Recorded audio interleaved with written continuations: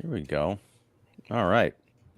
Welcome, everybody, back to Accademia Giallo. This month, we're going to be taking a look at 1972's The Red Queen Kills 7 Times, which, at the outset, I thought, well, this is going to be a body count movie. And it kind of is, but it's, I guess, more, for lack of a better term, high class than just a regular body count movie. It's an actual mystery and a detective story, and almost like an episode of Dynasty or something. I don't know what was going on, but in the high fashion world, I like a good high fashion world giallo. So yeah, this is an interesting film, and we're going to talk all about it. We're going to get all spoilery and not good stuff. And before we do that, we're going to introduce who are we? Who are our esteemed faculty with us this month? Well, I am Ian Simmons of Kicking the Seat. We have John Kitley of Kitley's Crypt. We have AC of Horror 101 with Dr. AC, and we have Brian Martinez of the Giallo Room. Welcome, gentlemen. How are y'all doing today? Wonderful. Fantastic. Giallo Sunday. Yeah, it is. It's I need something more alliterative than that. I like Giallo Sunday, although kind of sounds like Gelato Sunday. Maybe we should do that. I would not be averse to a Gelato Sunday. We'll have to do that during the summer. We'll have to have a Gelato Sunday during Giallo Sunday. Yes, please. I'll spring for that. All right, so I can't remember who suggested we talk about The Red Queen Kills 7 Times. I think it was Big Swifty, wasn't it? Was it? Yeah. Maybe. Yeah. Okay. So, Big Swifty, if you're out there, thank you for recommending that. And if it was someone else, thank you for recommending it. This was one of those movies where I don't know, it didn't grab me up until the last. I know I've got a terrible memory, but we talked about another film recently where it was like the last couple of minutes. Hey, Big Swifty, there you are. And Jonas Hallberg, it's nice to be back. I'm reading comments. I should probably put them up on screen. Hello. It's so nice to be back. Thank you, Jonas. And also Big Swifty here, attending the roll call. There you go. We should actually do a roll call right? Attendance during class. But no, this was a film that didn't really grab me up until like all the revelations started spilling out in the last like 5 minutes. I'm like, oh, so that's what was going on. Because I kind of had an idea, but I wasn't quite sure. Everything leading up to it, maybe it's just my, Gen Z, or not Gen Z, Gen X. I'm getting my letters mixed up. Horror brain. When I'm seeing The Red Queen Kills 7 Times and it's a body count movie, I'm expecting pretty spectacular, like grand deaths. And a lot of this was kind of pedestrian. For example, the rope ladder death was amazing. Like that was some Tom and Jerry shit right there. And that's hold on. I'm gonna put up the banner here. I don't know what episodes you were watching, Brian. No, but like having her climb and then trick her and then cut it and then like it's almost like a booby trap or something. I don't know. I thought it was amusing. That yes, it was rather amusing, but I think that's sort of my problem. Is my only experience with rope ladders in movies. I mean, it's very limited. I'm thinking like Jack Nicholson as the Joker. I was like, wait, is there a helicopter or something? I've never seen it as just something to get over something else. So when she's climbing up it, I'm like, where actually is she going? And then yep, whoops, snip, and then right through the neck. That was or the chin. That was really kind of lovely. The van death, and I know I'm jumping all over the place. I love the lead up to that of being trapped in the van, and it was almost so claustrophobic it was suffocating or whatever. But then door opens up and it's a simple like multiple stab wounds to the chest. And how demented have we become as a culture that multiple stab wounds to the chest? Oh man, try a little, yeah.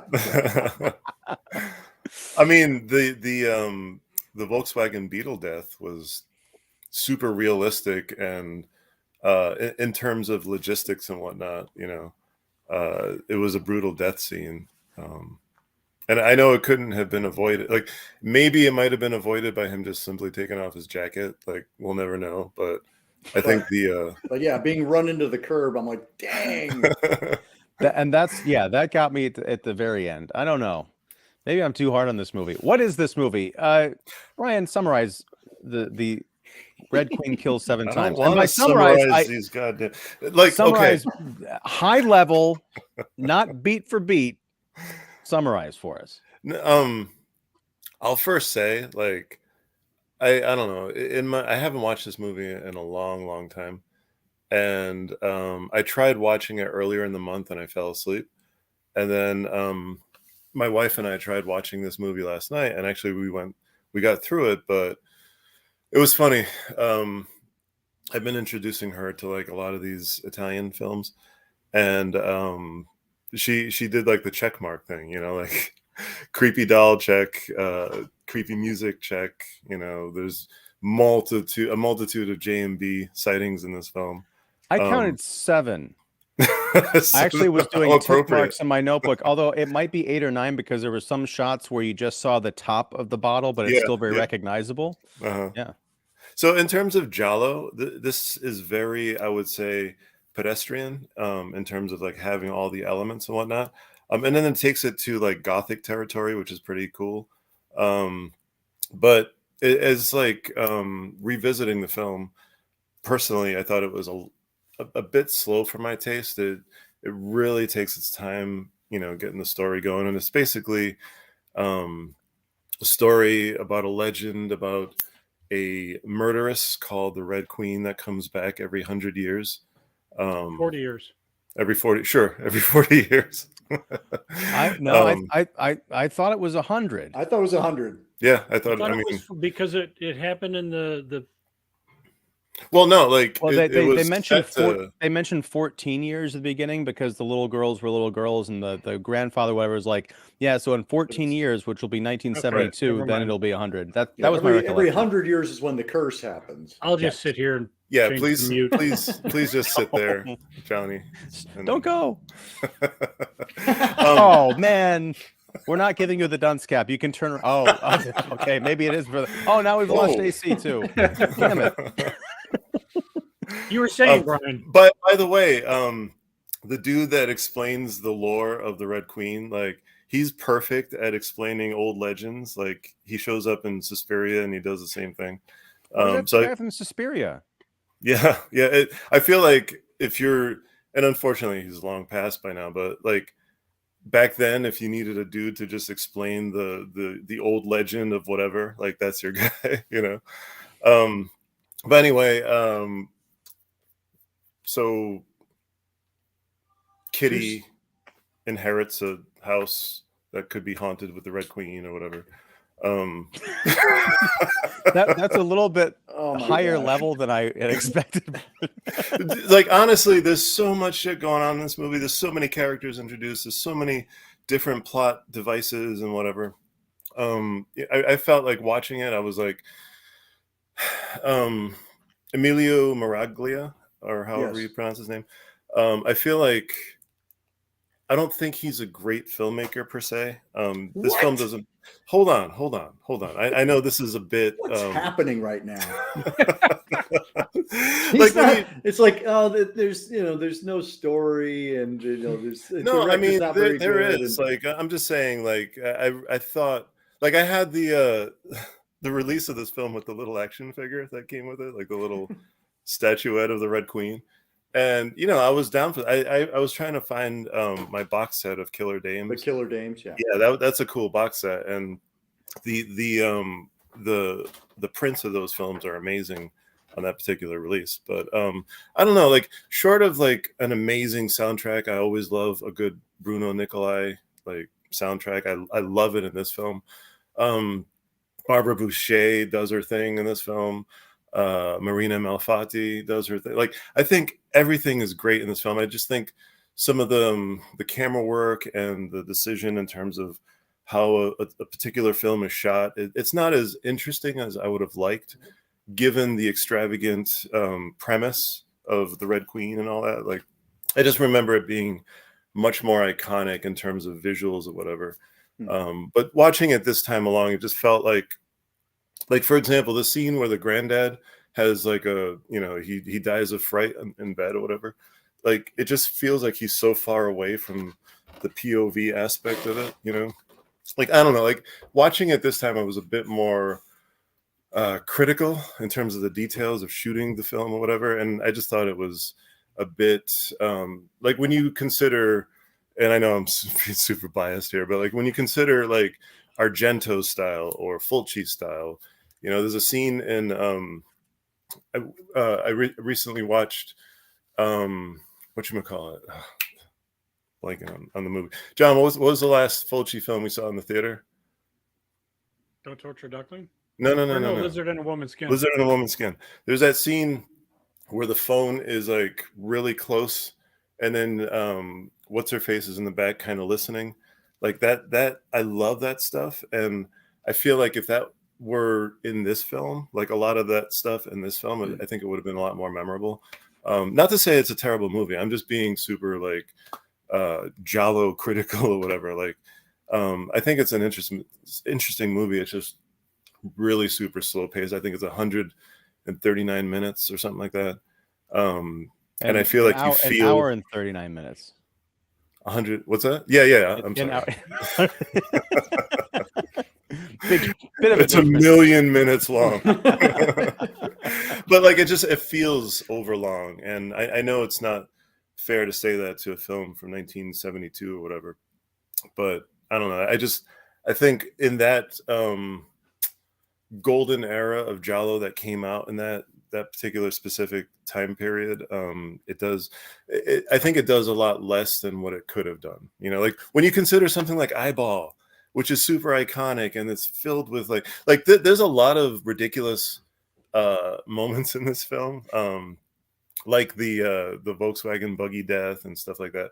But like just the overall delivery of the certain scenes where, like, for example, when I forget his name, the guy that likes to indulge in threesomes that shows up at the hooker park or whatever. Right. Right. The prostitution park. Herbert. Yeah, like when he's over there just standing, and then he sees like a woman in red just kind of dart over here, and he's just like, gets a little closer, and then all of a sudden he gets stabbed. Like it just seems super I love Looney that. Tunes, you know? It was a little bit. That was a bit goofy, and I was wondering about the logistics of it, but I also was not expecting it. Like it was just like boom, right Like into the frame. it's I don't know, it's great stuff, but it was hard for me to take this film seriously. And I'm not saying that like, I'm sitting here like trying to. But Eyeball, on the other hand, totally take that seriously. I know. Totally don't listen to what I'm saying. Like, No, I just wish I loved this movie more on this time around. This thing is like I promise AC and Kitley, I'll let you jump in here a second, but I'm kind of there with you, Brian. I didn't think it was like silly or not that I couldn't take it seriously.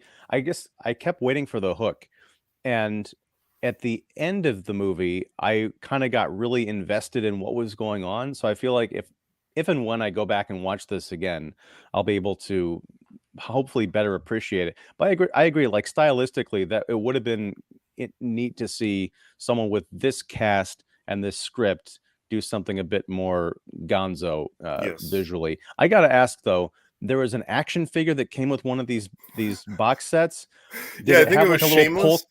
Did it have like a little pull cord on the back so she go?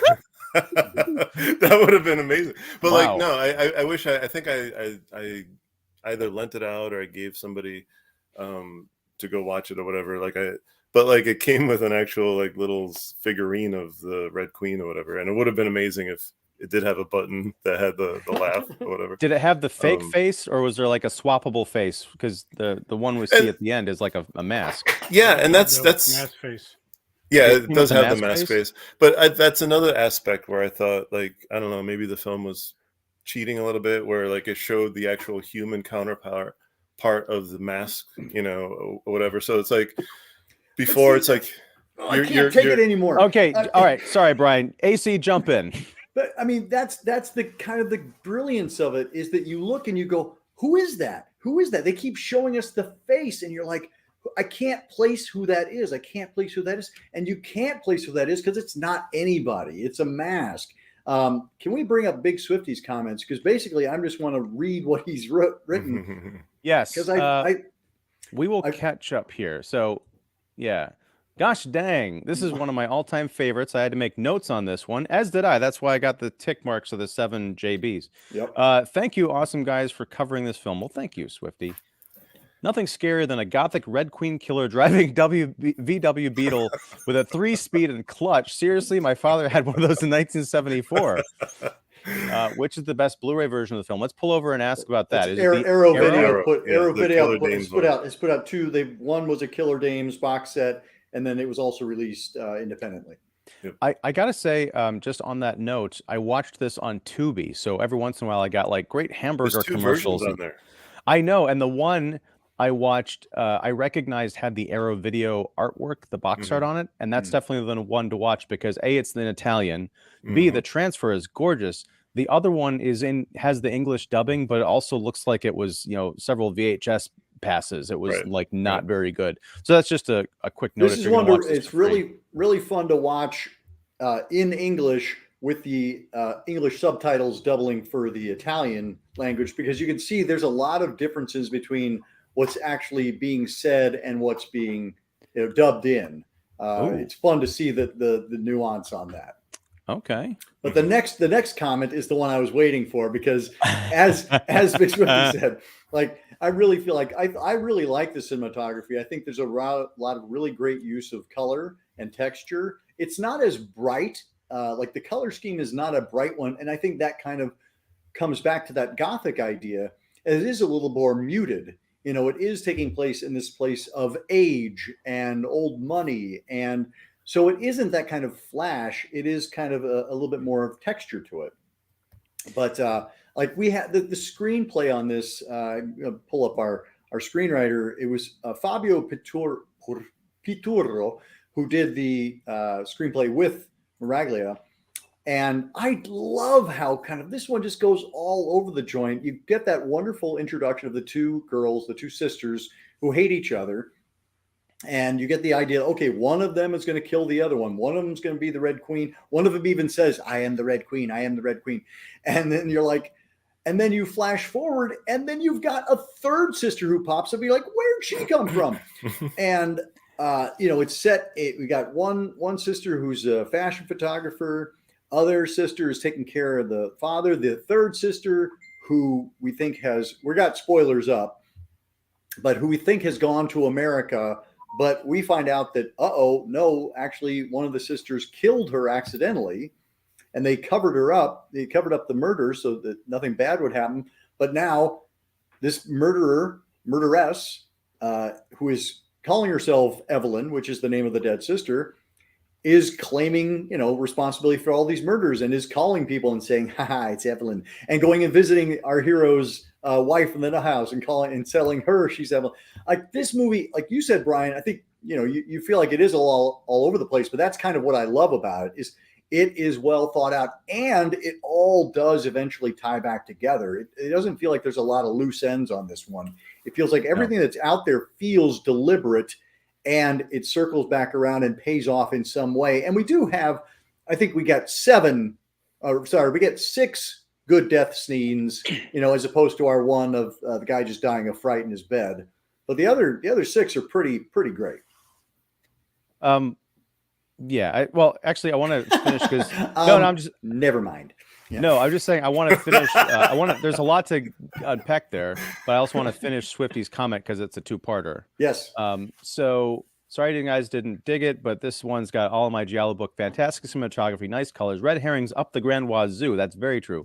Many mini cars, J&B, bumbling police, a couple of great murder set pieces, endless supply of beautiful Italian ladies, and a score to die for. I can't argue with any of that. One of my, if I could jump in and just say, yes. like, it's not that I didn't dig it. Like, it's a film, like, I just don't hold it up as high as like a lot of people do. Like, I think it's a fun film, but yeah. It isn't what you sounded like. So that's why I felt like I had to defend it. You were kind of like, it's Giallo, I suppose. I remember it being much better. Like, that's all I'm saying. Like, when I went to watch it this past couple times, it was more like, why am I falling asleep watching this movie? Like, I thought, like, it was much more interesting or whatever. Like, I don't know. Anyway. Well, I think one of my bits of confusion and frustration is, and this is strictly on me, I don't know if anyone else had this problem, and I'm totally blanking. This is terrible. This is Accademia Giallo. I'm supposed to be like learning things and taking my education into the future, but I always forget the names of these damn movies that we talk about. We talked about one, I think it was like a couple of years ago, and I believe it was also about models, and there was like a big finale where they were holed up in a house out in the country, and then the killer comes in and like murders everybody while one of the girls is Torso? passed out. Maybe it was Torso. Yeah, Torso. I remember distinctly, I was kind of impressed with, they had a lot of characters in that movie, and a lot of the models were of different types, like different races, different hair colors and personalities and stuff. In this movie, it's all just like blondes and like strawberry blondes, and they all kind of look the same, even though some of them are supposed to be sisters. Like there's the assistant, and then there's the assistant to the assistant, and then there's the direct. I can't keep any of these people straight. So when it all starts coming out in the wash, I'm like, wait, isn't she dead? No, that was the other strawberry blonde. It was there's so much plot, and I'm not saying this is a criticism about the plot. It's just, it seemed like they were so wrapped up in making this elaborate story about this inheritance and whatever, that they kind of forgot to give more than one dimension to some of the characters, which for me made it kind of hard to latch in and be like, who is this person? And they also play with flashbacks, which I kind of dug, where we see a glimpse of something that happened, and then we'll go back later in the film and we'll see what happened a couple minutes before the flashback that we saw. So it reveals these pieces of the puzzle, which I thought was a lot of fun. But the opening scene with was it the father or the grandfather? I kept thinking it was the grandfather. Grandfather, I think. Okay. And the two girls, young Kitty and Evelyn, start wrestling and struggling because the one stole the other's ball and was running around with it. There's a dagger that falls between them, a ceremonial dagger. And it was just so far, just out of reach. And I was waiting for this to be like the opening of Pieces, where it's just this kid going insane and chopping someone up, and not that I'm saying I was disappointed that it didn't happen, but that was some real nice tension that I don't think really we got back until the end of the film. I love when things start going sideways as far as the reveals go. And I know I'm jumping way far ahead here, but the older sister, I guess it was Franziska, it turns out that she wasn't the killer, but she was manipulating the person who was the killer, playing psychological mind games and getting her into drugs and making her really susceptible to do these horrible things. It's a great reveal. Is a little bit of reefer madness in there, I think. But her husband shows up and hears her conspiring to run away with the guy that caught on to her. And he's like, forget this. And he shoots her, but she has the key to like the knowledge of where Kitty is locked up in this dungeon, and she's drowning and there's rats. It's completely nuts. And then on top of everything, Martin, the hero, or one of the heroes of the piece, he's down on the ground with Franziska, like, no, you can't die without letting me know where Kitty is. And she's like, I'll never tell you. Plus, what about this? And she pulls out this, I think it's the ceremonial dagger, and just like stabs him. Like, oh my god, this movie is so sick. And then we have the last shot where the everything is fine. Like they're driving down the peaceful, beautiful, scenic German countryside in passengers in an ambulance, and all this like shiny, happy music playing. I'm like, I don't know what this movie is, but I kind of love it, even though I don't love it. Which is why I say second viewing is probably gonna be better. Kitley, jump in here, then we'll get back to some comments. Okay, first of all, I'd like to say, I don't know if you guys can see the same thing, but Brian's shirt is like pixelated. So I'm wondering if Brian is actually some sort of AI and it's not really him. Which would explain the negative feelings. It's ChatGPT. So listen, John. There's been many movies that you've seen that you hated, and I'm like, why the hell do you hate this movie? So leave me alone, John. No, I think this is a fun movie. It is different than, I guess, your typical Giallo, but I love the opening, that it sets up the storyline. Although I'm not sure if that's the kind of story you tell to two little 8-year-old or 5-year-old niece or daughters. They've got the painting up in the house, though. Yeah, kind of twisted, but it is kind of, I don't want to say confusing, but there are red herrings all over the place, and it might be because they tend to look alike. But goddamn, if that last half hour doesn't just go, there's one holy shit moment and then 2 seconds later another one, and then another one. And I love the fact that when Kitty finally gets rescued, she's really in a big room filled with water, because when that door opens, she literally comes flying out of there, and it's her. So you're sitting there going, well, freaking kudos to you for going through that, because that's slightly dangerous. Yep. Well, you see the other cast members like fighting the water, Yeah, like there's yeah. furniture flying by, and the cameraman's clearly like struggling. So I do think it's got its hands in a lot of subgenres. I mean, the gothic element, the Red Queen that's just passing by and stuff. I think I really enjoyed it, and this is my probably third viewing. And It's it has not been a your while seventh? since. It's not your No, seventh viewing? No, no, sorry, it's too busy watching Demons. Nice. I think it is different. If you're looking for something like from Bob Argento, you might be disappointed. Right. But I think it stands firmly on its own, what it's trying to do. And same director made Evelyn, The Night Evelyn Came Out of the Grave, which again is a giallo that plays in different elements. It's not your standard by the numbers giallo. That title could have fit easily for this movie. If you think about it. Like, Big Swifty's got a comment coming up. It's like, we got Evelyn's in both of them. Yeah. And it's like, I really like that name. All right. Agitation Free says, love this one. Thanks for the great giallo discussions. Oh, well, happy to provide. Thank you.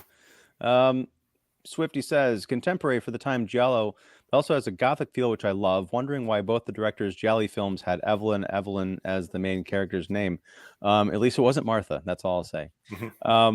But actually, yeah, it does have this, especially when they go down into the, I guess, the dungeon of this, gothic estate. Dude, that reminded me of like an Indiana Jones film or something. You know what I mean? Did. Very, very, very Last Crusade there, especially with the rats. I'm imagining like Alice, was it Allison Duty? I don't know if I have her name right, but she was the water felt like Temple of Doom, like, kind of, yeah, like it was gonna burst somewhere or whatever. You were saying. But, no, I was gonna say that reminded me of like something we'd see in Hammer, like a contemporary Hammer film, which I dug. Although this is a nitpick, and it's not just specific to this movie. It's a lot of horror movies. You guys help me out. Has there been a horror movie where there's a body hidden in a wall or a secret compartment that's been rotting for a long time, and a character discovers it, and they don't discover it initially by it falling out and them shrieking? They discover it because of the smell. They're like, wait a second, I think there's a dead body behind this door. I feel like there is something like that the desiccated corpse is what draws people to knock the wall down. But not so much that, but like in this movie, Kitty goes down into the chamber because she knows that there is, well, maybe that's part of the problem, is she knows that there's a body down there, and she's not shocked by it. But even when she comes back later and just sees the corpse in there, there's no like I know what a dead body smells like. Not a dead human body. I'm not trying to give anything away, but like, a mouse in a garage that you find like a month later or something like that. There's something in there. You just want to go look for it. Right. A corpse has been dead for that long. You're going in there with like the clothespin on the nose, or the nose pin, as it were. Actually, if it's been dead for that long, would it actually smell anymore? Not anymore, probably. It probably would have dried up and just. From my experience, she was kind of green and gooey, though. From your experience, what? Never mind. I feel like I need to have a legal disclaimer on this episode somewhere. I'm going to change the scroll. Give me a second, guys. All right. Jonas, has anyone of you guys ever been to Italy? I wish. I have. Ian's been to Italy. Sort of. I was able to visit Vatican City for a day. It was great. This is back 25 years ago this summer. And then I came down with a horrific, life-threatening case of food poisoning, which I picked up in Paris. Then I got to spend the next 6 days in an Italian hostel pretty much dying, and it was sweaty, and there God. was no air conditioning and no fans, nothing. So puking my guts out, unable to sleep, awake for essentially 7 days. Damn. So yeah, I've been to Italy. 1 Can't- star. Would Can't not recommend it recommend. enough. Right. Yeah. But in the words of John Aston, I'm feeling much better now. All right, so yeah, Italy's beautiful. I do want to go back there.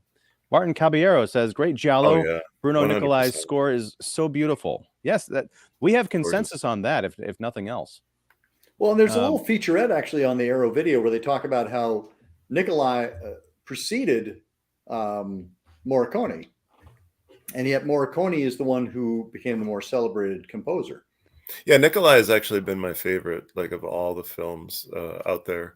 Like, he's just so consistently beautiful. Like I love Ennio Morricone stuff, but in terms of just sheer, like, you can pretty much listen to a lot of his music and go to sleep to it. You know, it's like really gorgeous stuff. Which you did. Yeah. Oh, no. But I mean, going back to a lot of the ridiculousness about this film, like, because we're kind of midway through, and I do want to mention this one. Define ridiculousness. Like when the inspector that looks like Freddie Mercury gathers everybody to take a look at like to take a look at like the drawings. Like the drawings look like crayon drawings, or like They look like the paint by numbers. Yeah, like, yeah, like, yeah. There's no and I'm sitting definition to there any and of I'm them. watching it and I'm like, and then he's like, do you recognize her? And I'm just like, really? Brooke Shields, I don't know. Like, it's no, stuff like that just kind of, it's peppered throughout the film that is super ridiculous, but you're along for the ride because you've seen more ridiculous things in other movies. I just wish this movie had more punch to it, is all. Well, I gotta say, I don't think the police inspector guy looks so much like Freddie Mercury as Larry Thomas, the soup Nazi from Seinfeld. Oh yeah, when- yeah. And when he was talking to Martin, like Martin looked like a beardless Harry Shearer crossed with Lindsey Buckingham. Now, if anybody else gets that reference, Pretty good. That's a nice. That's super specific. Yeah. I know. I was watching a Lindsey Buckingham interview the other day. I don't ask me why. But yeah, this. Yeah, I mean, there's some good detective work in this movie, I guess, kind of. I do like the kind of the palace intrigue of this family. I love the fact that there were two wills. The setup at the beginning of this, after the grandfather dies, is they gather people to read out the will, and like, okay, here's the will, but there's another envelope that we can't open for a year, and it's great because the reason we can't look at this for a year because it's 1972. The grandfather heavily believed in this curse. So I think he was just running the numbers and thinking, well, 7 people in this family or 7 people around this family must die according to this legend. So why leave anything? It's pretty much just going to be, okay, whoever's left, the executor divides it up amongst them. I also love, I haven't seen this before, but it was, in old Gothic movies, we see letters sealed with like the wax seal and everything. I haven't seen one where it's sort of like a modern, almost like 3-corner manila envelope. So you've got these 3 wax seals at the points. There's just these little details. I'm like, oh, they really thought this stuff out. Well, yeah. So kind of on that note, like the idea of thinking stuff out, like I feel like everything that's in the screenplay is there by design. It doesn't feel like there's a lot of filler. It doesn't feel like it's there just to be a weird tangent. Like everything kind of circles back around, and it either deliberately leads you down a route where, it's a red herring where you're suspecting this person. It's a misdirect. But I feel like everything does kind of tie back in. The idea of, I feel like this movie does ask you to pay attention, and it does ask you to kind of like lean forward and be like, so wait, who is who? And it asks you to invest. And, is that a fault? Are we to fault the movie for that? To give us more than like you actually have to pay attention, folks. Like I feel like that's a credit, and I feel like it's being treated like it's a demerit. Let me, and again, I feel like, and I'm perfectly willing to put this out there, that when I watch this movie again, I'm probably going to enjoy it more than I did the first time because I know where it's going and I know exactly where all this stuff is leading up to. So it doesn't feel frivolous. There's some movies where you watch the plot is so convoluted that you almost feel like you're going to get to the end and they were overwriting it to hide the fact they didn't have much to say. I don't think that's the case in this point. Right. But what I do think, and I might be hung up on this body count thing, but it's kind of like when you watch a movie or you hear a story about someone who gets the genie with the 3 wishes. And they're like, you can have whatever you want. And the person might say something stupid like, well, I wish I knew what to ask for. And then it's like, there's one of your wishes, you know. This one, the 7 kills, like the first one we see really is the old man dying of fright. I'm like, that can't count. Right. Even the pervert 3-way guy, like getting stabbed off, screen just in the shoulder and he kind of falls down. Like that can't. Again, I'm looking for something a bit more spectacular. With the grandiosity of the queen, the Red Queen kills 7 times. And like, kinda, but that's my expectations. That's my bias. I'll give you grandpa dying, that's a bit of a cheat, but he gets stabbed, Herbert gets stabbed in a park, he's looking to hook up.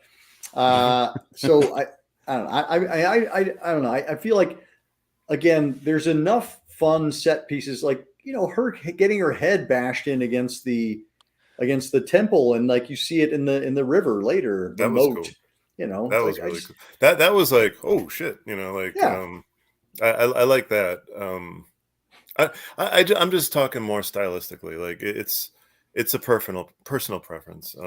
It's not necessarily like something that I'm noting as like a true demerit of the film. I think, like I said, it's got a lot of fun stuff. I'm sure it does have its fans. I'm just not a super fan of this movie. Right. And I think that's maybe the thing is like, when you look at it for the movie that it is, as opposed to the movie that it isn't, I think it's easier to kind of like judge the merits that are there as opposed to the demerits, the things that aren't there that you were wanting, or that you came with the kind of like, I'm signed up for this kind of film. And it doesn't necessarily deliver that. Again, it does. A lot of gialli are set in that kind of modern era. They're very much of their time. Whereas this one does not feel. It's kind of half and half. Like it keeps stepping back into the dark castle, and then it goes into the fashion shoot, and then we're back into the moat, and then we're back. So I feel like it is kind of playing both things, and that may jar some viewers. I will say the way that this film shoots bats is. Like comparison to some of the others, bat in scene movies or whatever, like Suspiria, for example. I think it's awesome the way that like the bats are shot in this movie. Yeah, they're just kind of like you get the sense of them, but you don't have to like linger on the rubber bat on a string. Right. I will say, we talked about, Brian, you had trouble taking this seriously. I did too in a couple of points. And I don't know if this is just like my own expectations or whatever, but there's a couple of scenes in particular. Both involve that scene in the moat where, my gosh, what was her name? Evelyn, yes. I keep wanting to call her Francine for some reason. I don't know. But where Evelyn and Kitty are fighting, this is not when they're little girls. This is sometime later. They're probably like late teens or something like that. That whole scene comes out of nowhere. Like it's just a flashback in the middle of them like pulling each other's hair and like wrestling around on the ground. And it just was funny to me. It reminded me, I think maybe it was Airplane 2 or the first one or some Zucker Brothers movie where you just see these two like Girl Scouts, they like get into a fist fight and then you keep seeing them pop up like throughout the movie and they're just like, eventually they're bashing beer bottles against each other's heads.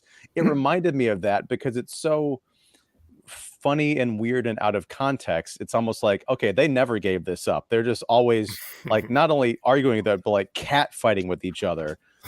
It's just kind of funny. And then of course, Evelyn ends up drowning in this moat.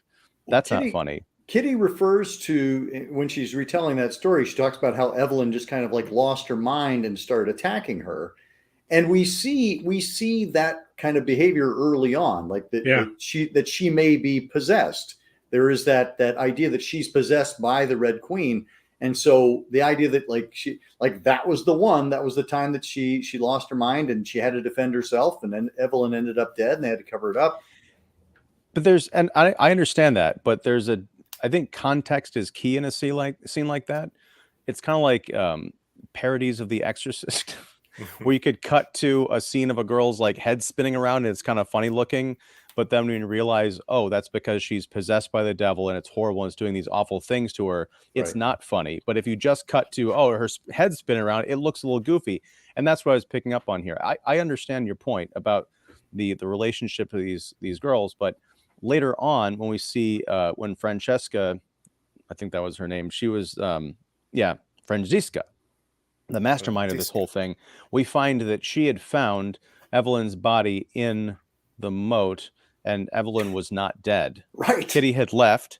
And so it's just, again, this reminded me of something I like Austin Powers. I don't know. She is like dragging her body up to the rocks, to the shore. And Evelyn's like kind of like struggling, her head's like to breathe and everything.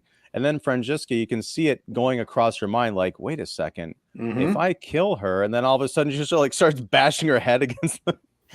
She could have just, maybe I was expecting her to like drown her or something, but there's something just so aggressive and comical about her bashing her head against the rocks and then like kind of like conspiratorially looking around. You know, it's total Looney Tunes, like almost literally Looney Tunes. See, I took it as obviously that family has a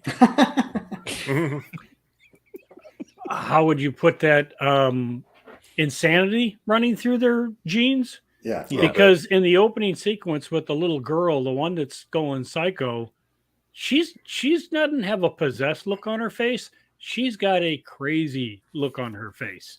So obviously why it happens every 100 years is because there's something going through that family gene pool that ain't quite right. And obviously we think that it's Evelyn who's the Red Queen, which she may have had issues on her own, but obviously Franziska is well off the deep end as well.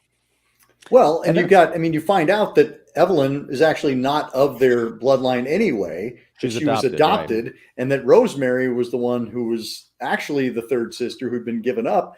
And of course she's crazy because, Daddy didn't love me. And the marijuana, right? The drugs. Oh my gosh. Well, that's a given. It's funny that like Brian's down on this one because I know you're not down on it, but you're not up on it either. And I'm like, this movie is like, for me, this like is so bananas on a narrative level that I didn't need the flourishes that we sometimes see in the other Gialli. I also think that like a lot of films, the last part of the film is what you kind of go away with, whether if it's a great film, but it's got a terrible ending, you're just like, oh, the movie was terrible. I think this, at least for me, the last part of the film where it just goes off the rails, not makes you forget everything that you had seen prior, but it's like, that's the last images of like, holy shit, this is a car, this is a train off the rails and you're not sure where it's going to go.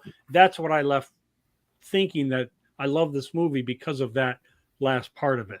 So, I mean, I do agree that it's not on the same aspect of other Giallo classic ones, but I think for what it is, I think it stands well on its own. And again, that ending, last half hour is amazing. And I think maybe that's it right there, is that this is not a film that is talked about as like, in the upper echelon of Gialli. It's like, it's a film you kind of come to later. And so for it to be such a kind of pleasant surprise, you're like, oh, why don't more people talk about this film? I think that was kind of my takeaway. I was like, at the end, I'm like texting John, like, oh my God, this ending is insane. Hey, we're kind of closing out with a question that I usually open with, but how many, well, Kitley, you've seen this like 3 times. This is your 3rd viewing, right? AC and Brian, how many times have you seen this? I think this is my 2nd one. 7 times. 7 times. No, I don't know. Maybe like, because I watched it twice. I watched the both versions of it on Tubi, just to see like what the differences were. Wow. Then, so Yeah. Okay. Yeah. I forgot you'd watched this, a couple of times. Yeah. Wait, does one of those count as the time you fell asleep? No. Okay. No, I watched the Italian version right after the dub version just to see like what the inflections or whatever were. Mhm. But like I'll say like I watched this a lot, but I haven't seen it in a long time. Mhm. I guess that's where I was coming from, because I remember watching it I don't know, maybe 3 or 4 times prior and like really digging it, and then like recently watching it and being like, oh, it's not as I don't know, like when you take a film like Strip Nude for Your Killer, right? I fucking love that movie. But there's people that hate that movie, and I can understand why. I feel like that's kind of the same vibe as this. Like it just didn't hit me in my particular interests or whatever. But don't you Um, also have those movies that you go to and you love it, and then you sit down with your friend and you're like, you're gonna love this movie, and then you're watching, you're like going, oh I yeah. guess it's not as good as I remember, and then you watch it again later and you're like, this movie's great, so Yeah, this wasn't one of them though. I, But no, well, to your point, Brian, I think we got to come up with a final question, like a rating for this. Does whatever movie we're talking about, does it hit the G spot? I oh, love I it. see what you did I Giallo. there. love it. Why didn't we come up with this like 2 years ago or whatever? It's never too late. This But did no, not hit my G we're not spot. actually doing that. No, we're not Oh, doing okay. that. There's a Um, scene too where Homeboy comes out in that little short robe and the wooden I claws. know, hot, right? That room. Isn't that the same room from Strange Vice? I was having deja vu, so I couldn't tell you where I'd seen that Hmm. before, but I did. Yeah, I mean, I that go ahead. that room where George Hilton has a fringe jacket or whatever, and Hmm. he's like doing a toast.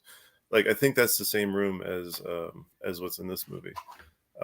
But I want to say I love that reveal where like she's like off in the background talking, and he's just like staring off into space, and then like he turns around and she's just ready to receive, like right there. That's Sybil Danning, right? Yeah, yeah, yeah. And honestly, like maybe that was a precursor to like more of her 70s, 80s roles or Mhm. whatever, where she would just unclothe at the drop of a hat. But I there are bits and pieces of this movie that I really adore. As a whole, I think maybe it could have been 7 minutes shorter or whatever. Like Seven I just minutes. yeah, exactly. Got that, didn't I you? did.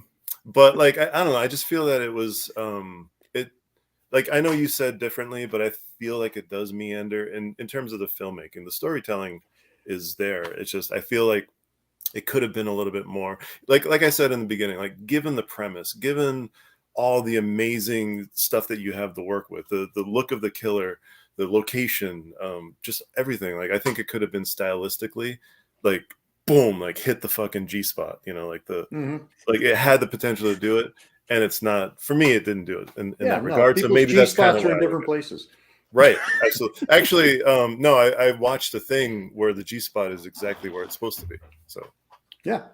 this is a different kind of class, guys. I'm sorry to have brought that up. Is it No, though? no. So the van thing. I mean, I brought this up at the beginning, and Yeah. again, I'm just bringing my own baggage, my own expectations, my own. Wouldn't it be cool? Wouldn't it be cool? Maybe I'm all alone in this one, but if she's got the lady in the back of the van, she can't escape. She's screaming, she's crying, she's flying all around. The van is driving like through traffic. And at one point, I thought into oncoming traffic, I was expecting the driver, the Red Queen, to at some point like ditch out so that the van would like hurtle into oncoming traffic and, blow up and explode and collide and all that stuff. But instead, it's like, oh, we're going to park in the countryside and open up the back door. And yeah, it, I it, kept getting Randy from Scream 2 vibes. I don't know. it would have been awesome like doing it your way, Ian, and she jumps out, and as she's rolling she's laughing, like off into That, yes. Yes. Someone needs to make a fan edit of this and incorporate that. Yeah. That's, that was one of the other things is like that laugh is the same no matter where or when it happens. So it just sounds like it was popped onto the soundtrack. There's no variation or change of echo or tone. But Like yeah, you said, if they made that action figure where it had that laugh, it would have been Little priceless. pull string on a doll. yeah, it's not too late. And also, by the way, pull string on a doll sounds like a Giallo film. Oh All my right. god, right? we're gonna close out here with some comments. Big Swifty says Morricone is my favorite composer across all the Italian genres, but as far as just the Jolly genre, I'd have to go with Stivio Cipriani as my number one. Cipriani is so good. Chef's kiss. Nikolai is a close second, but my complaint is that he comes up with a brilliant theme and then does it over and over again.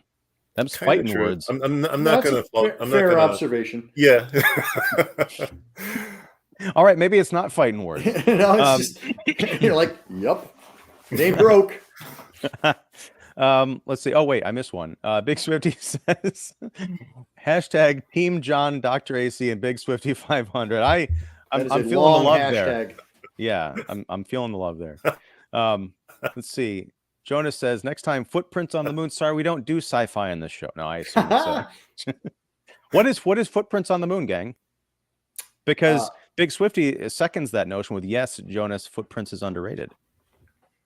I have not seen Footprints, but I did pull it up, and it's got Florinda Balkan in it, so I'm in. Yeah, it's not bad. It's not bad. I don't know about it. So it is in fact underrated because I have not yet rated it at all.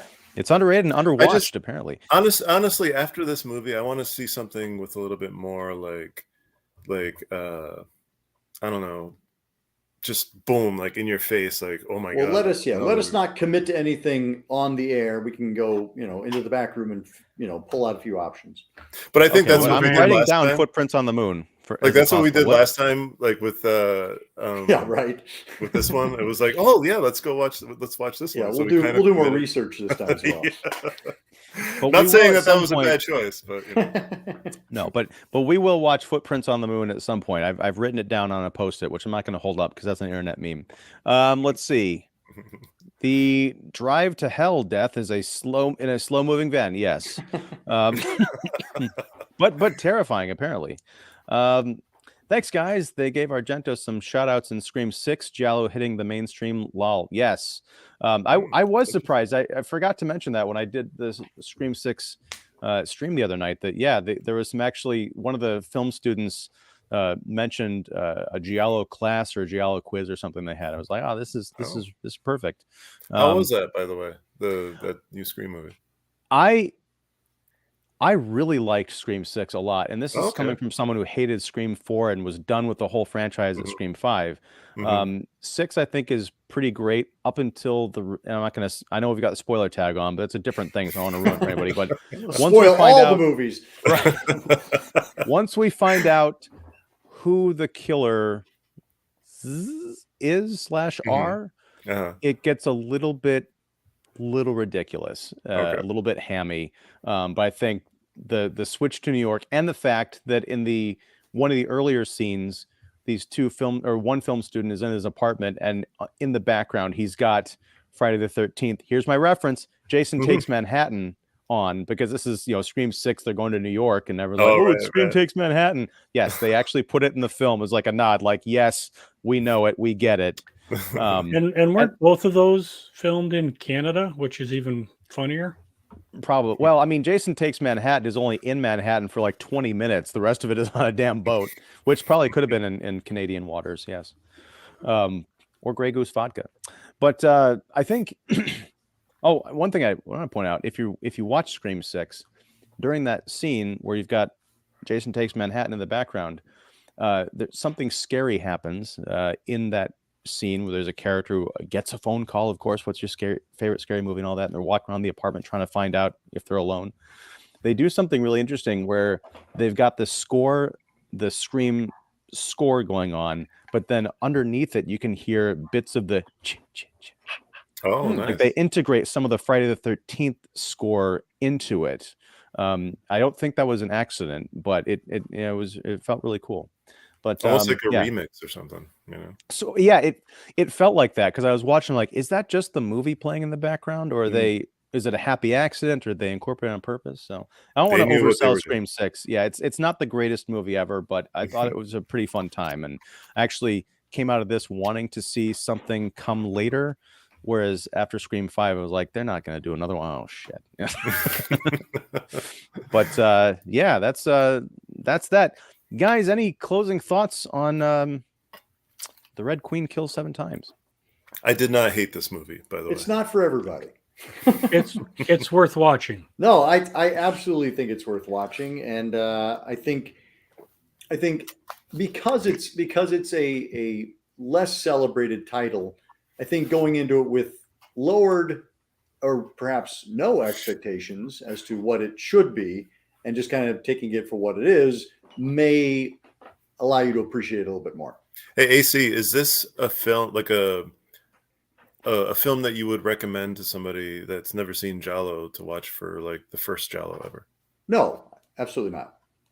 Because I would say, I think it's a film that is not necessarily your introduction. I don't think it's going to turn you off. I think you will watch it and perhaps be interested in seeing more, if it were your first Gialli. But Introduce it as a really good Italian film. yeah, that's a good way of putting it. Like if you're looking, it'll satisfy both the Italian Gothic and the Gialli flavors. I feel like my shirt is doing like the green. It's insane. I don't know what to do with your shirt right now.